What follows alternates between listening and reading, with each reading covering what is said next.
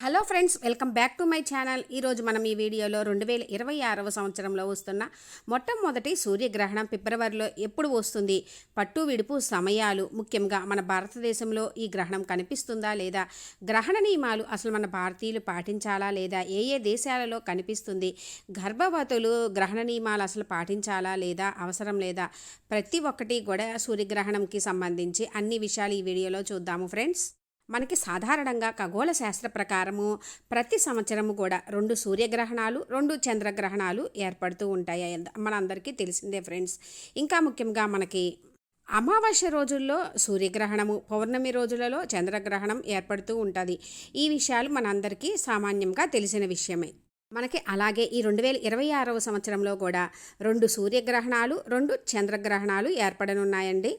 అసలు సూర్యగ్రహణం ఎలా ఏర్పడుతుందంటే, భూమికి సూర్యునికి మధ్య చంద్రుడు అడ్డుగా వచ్చినప్పుడు సూర్యగ్రహణం అనేది ఏర్పడుతూ ఉంటుంది. ఆ సమయంలో సూర్యుడు భూమి మీద ఉన్న వారికి పూర్తిగా లేదా పాక్షికంగా కానీ కనిపించడు. దీనినే సూర్యగ్రహణం అంటారు. మనకి 2026వ సంవత్సరంలో మొట్టమొదటి సూర్యగ్రహణం ఎప్పుడు ఏర్పడుతుంది అంటే, ఫిబ్రవరి 17వ తేదీ మంగళవారం రోజున, అంటే మాఘమాసంలో బహుళ అమావాస్య రోజున మనకి ఈ మొట్టమొదటి సూర్యగ్రహణము ఏర్పడనుందండి. ఈ గ్రహణము మనకి రాహుగ్రస్త కంకణాకార సూర్యగ్రహణముగా ఏర్పడనుంది. అమావాస్య ప్లస్ మంగళవారము రావడం కూడా ఒక విశేషం అండి. మనకి ఇక పట్టు విడుపు సమయాలు చూసుకున్నట్లయితే, ఫిబ్రవరి 17వ తేదీ మంగళవారం రోజు మధ్యాహ్నము 3:26 నుంచి ప్రారంభమవుతుంది. మరలా రాత్రి 7:27 వరకు ఈ గ్రహణం అనేది ఉంటుందండి.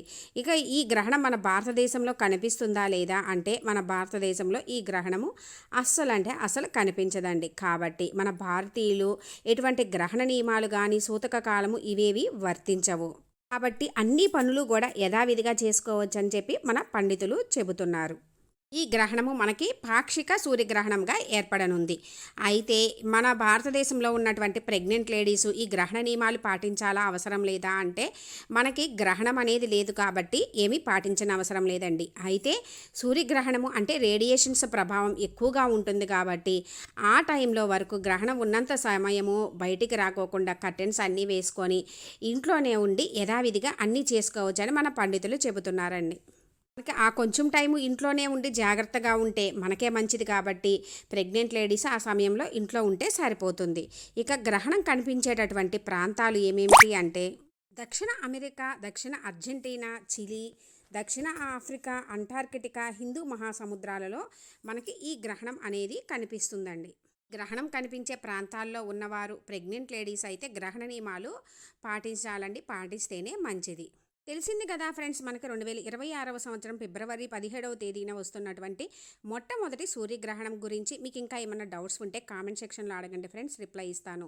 నా ఈ వీడియో మీకు కొంచెమైనా యూజ్ అయినట్లు అనిపిస్తే లైక్ చేయండి, షేర్ చేయండి, కామెంట్ చేయండి, సబ్స్క్రైబ్ చేసుకోండి.